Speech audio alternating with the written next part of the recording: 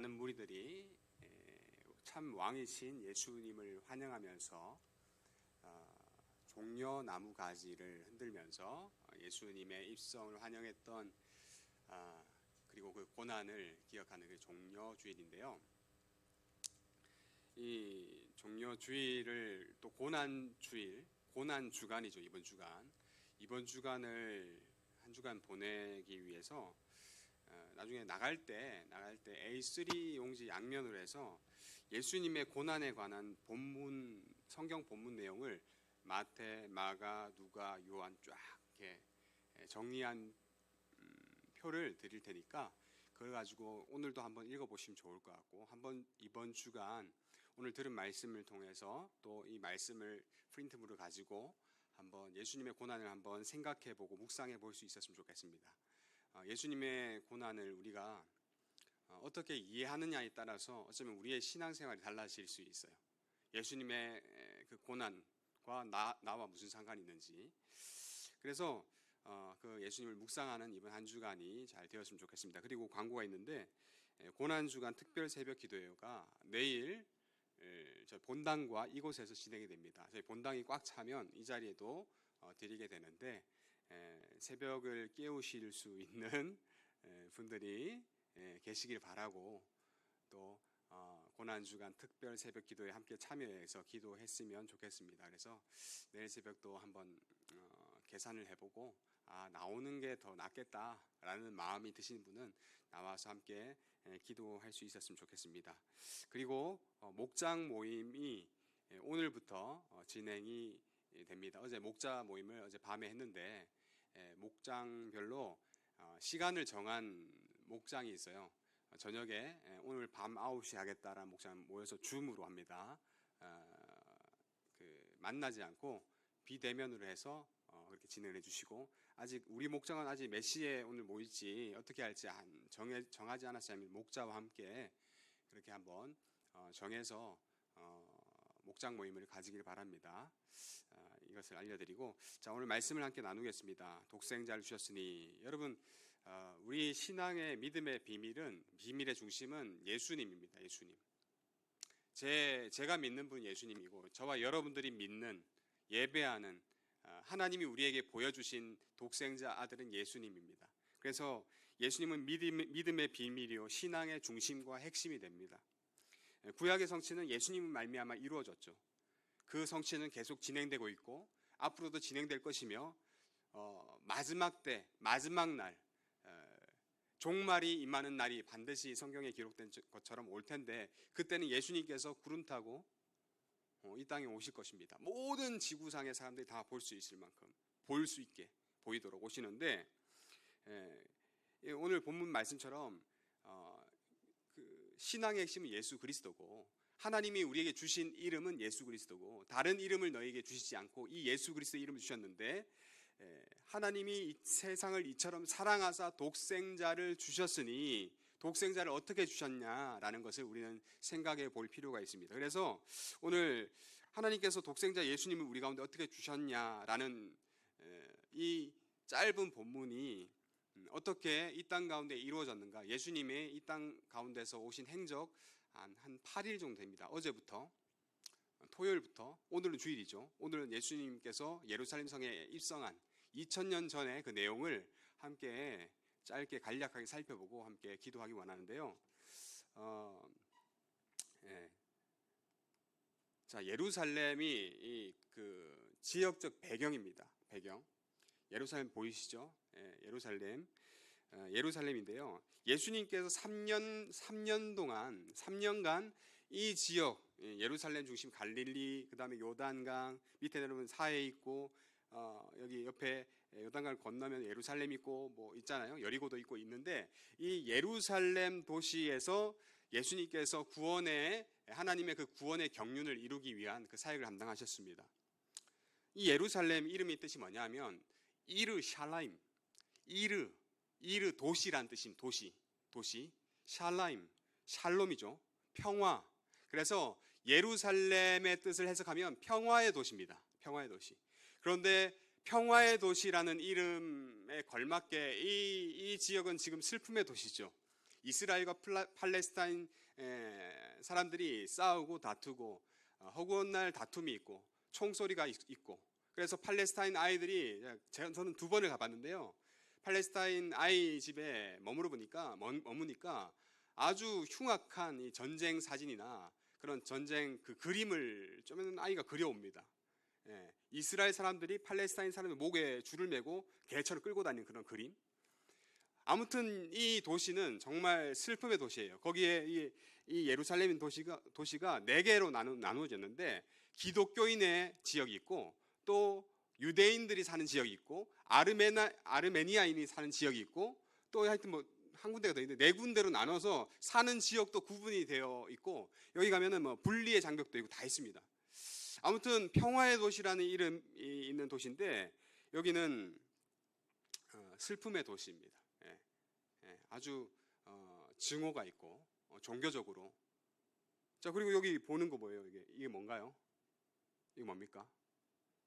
들어보셨을 수 있을 것 같아요. 황금 모스크. 이슬람의 핵심 황금 모스크. 네. 자, 이 도시는 이 도시는 어떤 도시냐? 이스라엘 정치 종교의 중심지이고 구속사의 핵심 지역이 예루살렘인데, 제가 1, 2, 3, 4, 5번까지 해놨는데 1번은 뭐냐 하면, 아브라함 시대의 살렘 왕 멜기세덱이 아브라함에게 음식을 제공할 때 등장했던 이 지역입니다. 그래서 이 지역은 역사적으로 아브라함이 있었던 지역이에요. 그리고 주전 1000년경에 다윗성이 세워진 곳이 이 예루살렘이에요. 다윗성이 있었던 곳이 다윗성. 자, 그리고 아브라함이 이삭을 바쳤던 모리아산이 여기예요. 여기 보이시죠? 여기 모리아산이 여기입니다. 모리아산이 여기예요. 그래서 이 황금돔 안에 가보면, 저는 그 밖에밖에 못 봤는데, 이게 하려면 뭐 신발도 벗고 이렇게 들어가야 돼요. 여자는 뭐 여기 남자 여자는 반바지도 못 입고 이렇게 다 뭐 쓰고 들어가야 되는데, 여기 황금돔 안에는 가로 12, 세로 15m 정도 되는 큰 바위가 있는데, 거기서 아브라함이 이삭을 바쳤다라고 하는 그렇게 추정되는 그 큰 바위가 이 모슬렘 황금 사원 안에 있습니다. 그리고 AD 638년에 무슬림이 이 예루살렘을 점령을 해요. 점령하면서 이곳을 차지하게 돼요. 그러니까 여기가 솔로몬 성전이며 뭐 다윗 성전이 있었던 것이고, 이스라엘 예루살렘 중심지인데, 정치 종교의 중심지인데, 모슬림이 전쟁을 통해서 이곳을 획득함으로 말미암아 황금 모스크를 여기 짓고 차지하게 된 겁니다. 여기 보면 무덤 보이나요? 이게 다 돌무덤이에요. 이쪽에도 돌무덤이 있고 이쪽에도 돌무덤이 있어요. 이쪽의 돌무덤은 무슬림들의 무덤. 우리 못 들어오게, 유대인들 못 들어가겠다. 이쪽에 보면 무덤이 있는데, 유대인들의 무덤이 있어요. 유대인들의 무덤 뭐냐? 유대인 무덤, 돌무덤을 해서 돌관이죠. 관을 해서 짧게 해서 한 45도 각도로 이렇게 누워있게 만들었어요. 예수님이 이 땅에 이렇게 재림하실 것이다, 이곳에 재림하실 것이다, 이렇게 믿고 이렇게 해서 예수님 오시면 바로 재림하는 거 보겠다라는 그런 생각을 가지고 여기 무덤이 있습니다. 여기 관이 있고, 여기도 무슬림 관이 있고 그렇습니다. 아무튼 이런 참 중요한 종교적인, 또 역사적인, 정치적인 많은 것들이 얽혀 있는 슬픔의 도시, 평화의 도시라 이름하지만 슬픔의 도시가 바로 예루살렘입니다. 예루살렘인데, 이곳에 예수님이 가셨죠. 왜 가셨습니까? 죽으러. 누굴 위해? 우리를 위해서. 결국에 이곳에서 죽으실 이삭이 바쳐지려고 했던 것처럼 하나님의 아들이신 예수님은 이곳에서 바쳐지셨습니다. 우리를 위한 화목제물로, 속죄제물로 바쳐지셨습니다. 자, 토요일에 예수님 부활하신 날로 기준해서 8일 전이죠. 토요일에 예수님은 베다니로 가셨습니다. 자, 아까 전에 사진은 이렇게 했잖아요. 이쪽이, 우리가 이쪽 보는 쪽이 감난산입니다. 감난산입니다. 감난산 넘어가면 감난산이 여기 있어요. 저희가 반대편으로 온 거예요. 반대편. 감난산입니다. 감난산 옆에, 벳바게 옆에 베단이라는 동네가 있습니다. 베단이 뜻이 뭐라고 그랬죠? 뭐라 그랬죠?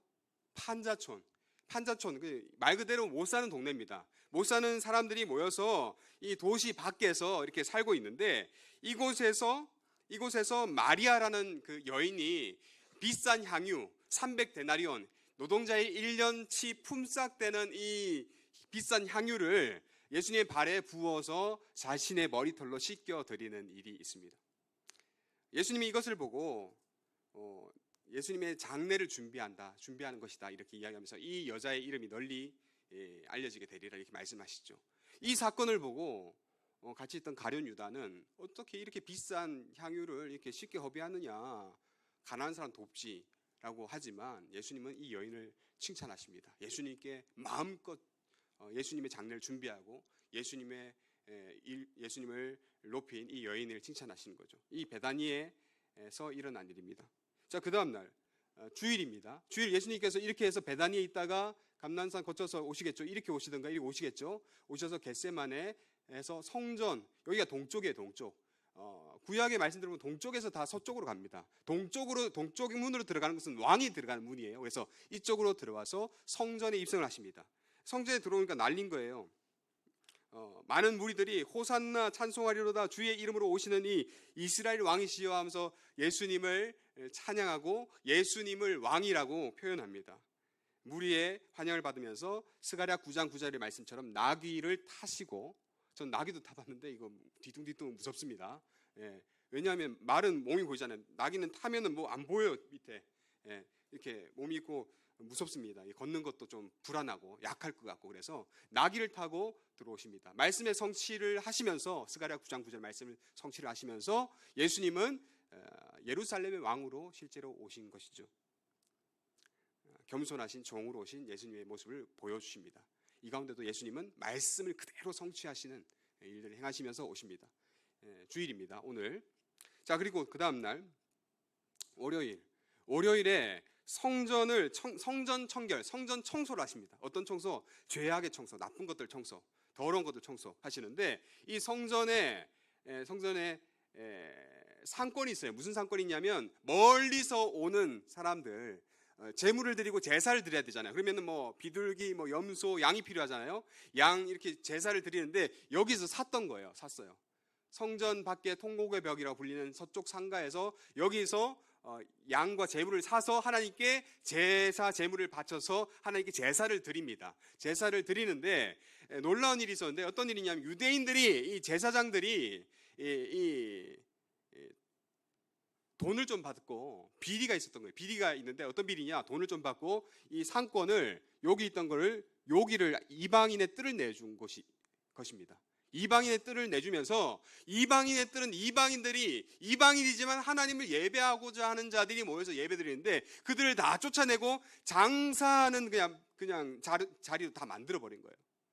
이방인들, 좀 약한 사람들, 혈통적으로 외면당하는 사람 다 그냥 쫓아내고 여기서 장사하도록 해버린 겁니다. 참 못됐죠. 그 돈 받고 종교 지도자들이. 그걸 보면서 오히려 이 이방인의 뜰에서 이방인들의 기도가 넘쳐나야 되는데, 기도 소리가 있어야 되는데, 여기서 동전 소리가 나고 양 울음소리가 나고 비둘기 소리가 나니 예수님께서 강도의 소굴을 만들었다면서 버럭 화를 내시면 그냥 엎어버리세요. 영화를 봐도 엎어버리고 말씀을 봐도 엎어버리세요. 채찍으로 찍으시고 그렇게 하십니다. 왜? 성전에서는 기도해야 되는데 하나님 만나는 자리에 장사판으로 만들어 놓으니 예수님께서는 화가 나셨죠.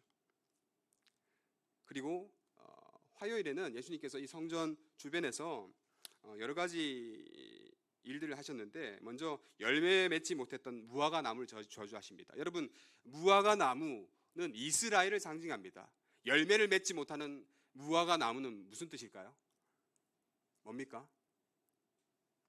행함의 열매를 맺지 못하는 하나님의 백성들이라는 유대인들, 그 유대인들을 저주한 겁니다.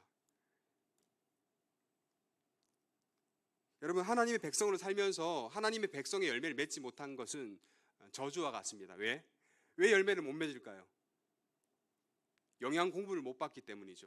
참되신 예수님과 연결되어 있는 나무까지는 열매를 맺겠죠. 잎이 나겠고. 그런데 모양은 연결되어 있어요. 그런데 연결되지 못한 나무까지는 열매가 맺히지 않는다. 우리도 동일합니다. 예수님을 믿고 신앙생활 열심히 하는데 열매가 안 나온다. 뭐 열매가 나는 과정이니까 우리가 당장의 열매를 내어놓을 수는 없겠지만 우리의 신앙의 잎사귀가 자라고 신앙의 열매가 안 나온다. 그럼 여러분 그것이 붙어 있는 거예요? 떨어져 있는 거예요? 떨어진 거죠. 단절된 거죠. 여러분 그것이 저주입니다. 하나님과 연결되어 있는 듯 하나 하나님과 전혀 연결되어 있지 않은 신앙 생활하는, 교회 생활하는 사람이 있다면 여러분 다른 것이 저주가 아니라 그것이 저주예요. 하나님과 떨어진 거, 예수님과 단절된 거. 그것을 무화과 나무를 빗대어서 예수님께서 저주하시면서 꾸짖으십니다. 그리고 포도나들의 비유를 통해서 권위 논쟁을 하시고 가이사의 것은 가이사에게, 하나님의 것은 하나님에게 드려라 말씀하시면서 세금 논쟁을 하시고 죽은 이후에 어떻게 됩니까? 남편과 아내 다 만납니까? 어떻게 됩니까? 라는 질문을 하는 사두개인들에게 부활 논쟁을 하시고, 또한 마음이 굳어진 자들에게 예수님을 보면서, 하나님의 아들이신 예수님을 보면서도 예수님을 죽이려 했던 그 자들에게 회칠한 무덤에다가, 이스라엘 무덤에다가 회를 칠합니다. 잿빛 가루 뭐 이렇게 칠합니다. 칠하면 겉으로 보기엔 깨끗하잖아요. 근데 속에는 무덤이니까 시체가 썩어나는 냄새가 진동을 하는 거예요. 야, 너희들이 회칠한 무덤이다, 이렇게 이야기하는 거예요. 바리새인하고 종교 지도자들을 향해서 아주 심한 욕을 하십니다. 그리고 마음과 목숨과 뜻을 다해서, 힘을 다해서 하나님을 사랑하고 내 이웃을 내 몸과 같이 사랑하라라는 말씀을 또 주십니다. 자, 수요일 가보겠습니다. 수요일에는 가룟 유다가 배신을 하는데 어디서 또 배신을 하느냐? 동그라미 있는 어디죠? 어딘가요? 어디입니까? 베다니라는, 여러분, 같은 장소에 있으면서도 한 사람은 시간 차이를 두고 한 사람은 향유 옥합을 깨뜨린 반면에 한 제자는 은 30에 노예 한 명 값을 받고 예수님을 자신의 스승이며 자신의 주인이며 인류의 구원자 되시고 하나님의 아들이신 예수님을 팔아버립니다. 여러분, 희한하죠? 같은 장소에 있다고 우리의 신앙과 믿음은 똑같은 것이 아닙니다. 같은 예배의 자리, 같은 하나님이 역사하는 자리에 있다 할지라도 우리의 믿음은 다 달라요. 그리고 한 사람은 자신의 모든 것을 들여서 주님을 섬길 수 있는 사람이 있는 반면에 노예 한 명의 값을 받고 예수님을 팔아버리는 사람이 있습니다. 저와 여러분들은 모두 다 향유 옥합을 깨뜨린 다 여인이 되기를 간절히 소원합니다. 진짜 그런 같은 장소에 있다고 여러분 같은 신앙이 같지 않아요. 신앙이 다를 수 있어요. 생각해 보세요. 내가 가룟 유다가 될 수 있다. 그런 생각도 해야 됩니다. 내가 가룟 유다. 자, 목요일에 가보겠습니다. 목요일에 예수님은 제자들과 함께 마가의 다락방에서 최후의 만찬과 기도를 하십니다. 6월절 최후의 만찬이죠. 하시면서 빵을 손으로 이렇게 떼시는 거예요. 성경엔 떡이라 나오는데 빵이죠, 빵. 거기 가면 빵입니다, 빵. 그걸 떡으로 표현한 건데 빵을 떼시면서 찢어서 주십니다. 이러면서 이 떡은 내 몸이니, 포도주를 부으시고 주시면서 이 잔은 내 피니, 먹어라, 마셔라, 이렇게 하십니다. 여러분, 이렇게 떡을 쫙 자르잖아요. 빵을 자르잖아요. 이게 카라트, 잘라낸다라는 히브리어가 있는데 이 잘라낸다라는 것은 똑같은 의미로, 같은 단어 다른 의미로 언약을 맺는다라는 뜻이 있습니다. 즉 빵을 가르면서 예수님의 살을 찢어서 죽어서 이 생명의 언약을 맺겠다라는 예수님의 메시지가 있는 겁니다. 여기서 최후의 만찬을 하셨던 겁니다. 여기가 마가 다락방이잖아요. 마가 다락방이 큽니다. 마가가 그래도 좀 살았어요. 가보면 커요. 예수님 믿는다고 어떤 분들은 예수님 믿으면 가난해져야 됩니까? 이렇게 이야기하는데 여러분, 마가도 잘 살았어요. 커요, 집이. 가진 건 잘 쓰면 되는 거죠. 마가 다락방에서 최후의 만찬이 진행되고 있습니다. 그런데 여기서 50m 정도 된대요. 가야바 집에서는 뭐 하고 있었을까요? 가룟 유다와 종교 지도자들, 유대인들이 모여서 예수님을 어떻게 죽일까 모의하고 있었습니다. 악행을 준비하고 있었습니다. 여러분, 같은 장소 같은 지역에 있는다 할지라도, 같은 예루살렘에 있어도 여러분 신앙은 다르고, 예수님을 따르는 자들이 있는 반면 예수님을 멀리하고 예수님을 오히려 죽이려 하는 자가 늘 있다라는 사실을 기억해야 합니다. 그렇게 준비를 하고 이제 시행하죠. 이 목요일이잖아요. 목요일. 자, 목요일입니다. 여기도 목요일입니다. 예수님께서 감난산 겟세마네 동산에 기도하러 가셨습니다. 기도하러. 여러분, 감람산, 감람나무가 영어로 올리브 아닙니까? 올리브 나무입니다.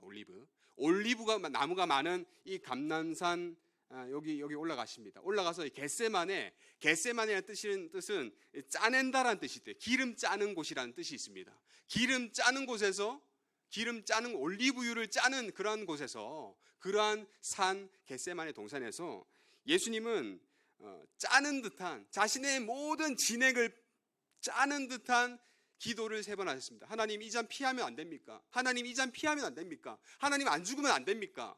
제가 꼭 죽어야 됩니까? 라는 그런 기도겠죠.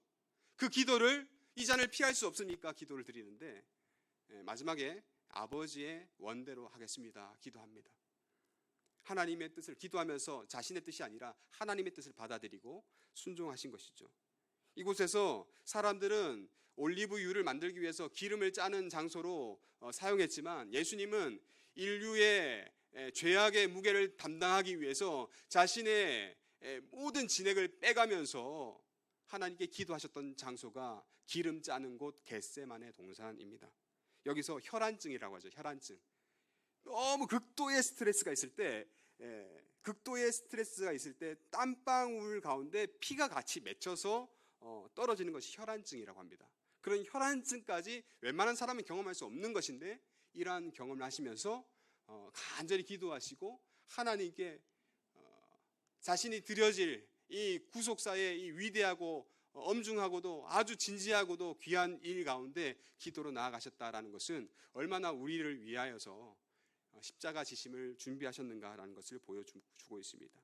자, 그리고 금요일에 예수님은 고난 당하시고 죽으셨습니다.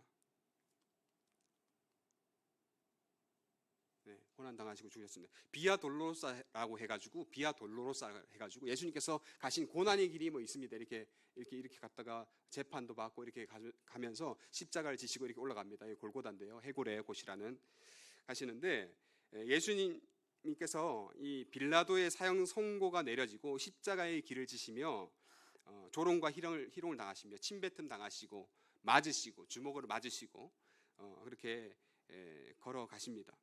유대 율법에 따라서 40대에서 한 대를 감한 39대의 매를 맞으시고 채찍에 살점이 떨어지고 피가 흥건하게 된 채로 그렇게 십자가를 지시고 골고다 언덕까지 올라가시는데요. 이 골고다라는 곳은 성전을 짓기 위해서 많은 돌을 쓰잖아요. 돌을 쓰고 그 남은 버려지는 돌들을 모은 것이 이 골고다라고 합니다. 해골의 곳이라고 하는, 여기에서 이 성 밖이잖아요. 지금 보니까 성 밖에서 예수님은 죽어지셨는데, 말씀의 성취를 따라서 성 밖에서 예수님은 죽으셨습니다. 예수님이 죽으신 이후에 낮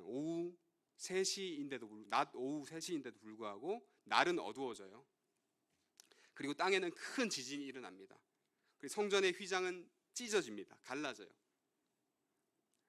예수님께서 하나님의 아들로 오심을, 죄인된 우리와 하나님과 연결해 주심을, 또 휘장이 찢어짐으로 말미암아 휘장을 문을 여심으로 말미암아 우리가 하나님께 나아갈 수 있게 됨을 보여주는 사건들입니다. 여러분, 하나님의 독생자를 내어주신 예수 그리스도의 죽음 앞에서 사람들의 반응은 다 다릅니다. 이런 군병도 있고요, 조롱하는 군병도 있고요, 십자가상에서 달린 강도들도 있고요. 한 장 더 넘겨주실까요?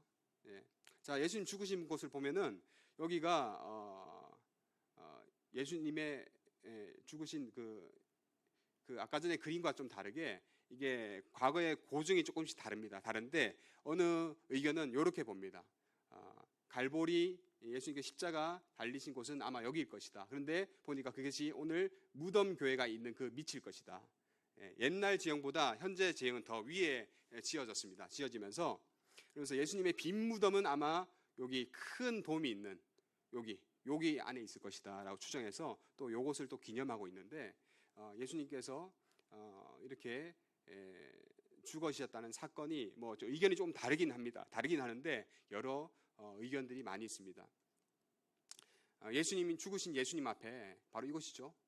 이곳이죠. 황금돔이 여기 있고 예수님의 죽으심 앞에 많은 사람들이 반응이 다른데 군병도 있고 또 두 강도 중에 회개한 강도도 있고 또 예수님 비난한 강도도 있고 또 여기 사형 집행 백부장과 사람들은 예수님을 보고 어떻게 고백하느냐, 정령 의인이었도다, 하나님의 아들이었도다라고 예수님을 잡아 죽이는데 일했던 일꾼들, 백부장들은 그렇게 고백을 합니다. 예수님의 죽으심 앞에 이렇게 고백할 수밖에 없는 거죠. 땅이 흔들리고 지진이 나고 그리고 성전의 휘장이 갈라지고 해가 가려지는 그 사건을 보면서 예수님 죽으실 때 그걸 보면서 그렇게 고백할 수밖에 없고 고백했다라는 거예요.